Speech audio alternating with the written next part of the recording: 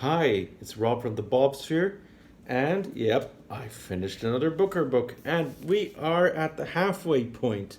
Yay! Okay, so today's book is Mary Lawson's A Town Called Solace. Mary Lawson is a Canadian writer. She was actually longlisted for the Booker in 2006, and I'll tell you what the book is. The others, oh, I think it's The Other Side of the Bridge. I think it's that one. Or Road End. Whatever. Okay, it's one of those two. Sorry, that proves how precise I am. Anyway, okay. This kind of confirms my theory that this year's Booker is divided into two types of novels. It's like two extremes. So you've got experimental ones like A Passage North, Second Place.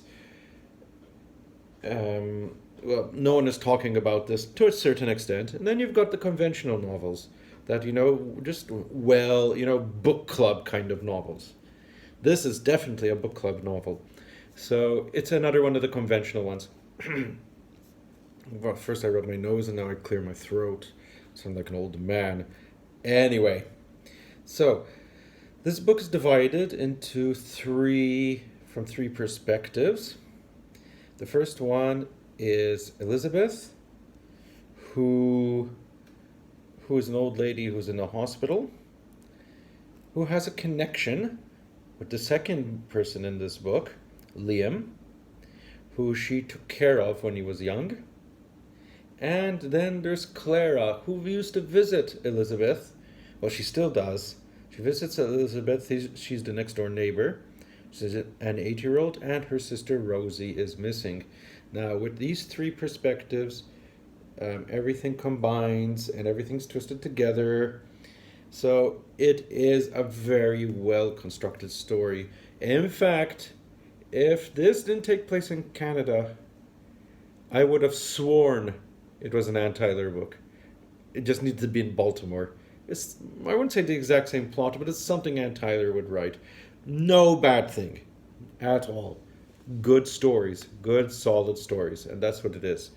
Okay, themes. Yes, motherhood. Definitely. Um, Elizabeth likes Liam. Elizabeth likes Liam to such an extent that she commits a sort of crime. But I won't go into it. Don't worry, she doesn't hurt him or anything. It's not abuse. It's not abuse. That's one thing. Well, her neighbor, Liam's mother, Annette, has actually 5 kids. So, motherhood is a problem to her. Then you've got the Clara narrative, that makes it the second person in the Booker list with Clara, and there's a person called Rick as well, like in Clara and the Sun. Anyway, that's different. Okay, so, and then Clara's mother is suffering because Rose is missing, and Clara's mother doesn't feel like she's a good parent. So parenthood runs in here. Then you've got Liam. Liam is a newly divorced person, and he inherits Elizabeth's house as a token to all the joy he brought her when she was young. So Elizabeth is narrating her story on her hospital bed. The rest is kind of like a bird's eye point of view of what's happening to Liam and Clara. So, yeah. Now, other than motherhood, maybe there's just, like in China Room, there's a kind of a snapshot of small town mentalities, how gossip runs, how, people get ingrained ideas in their head, but yet they lead a very simple life. Is that too? Did I like it? Yes, but I don't think it's like the greatest book ever. It's, something, let's say you've read a lot of experimental books and you want something a little bit light. This is the type of book you read.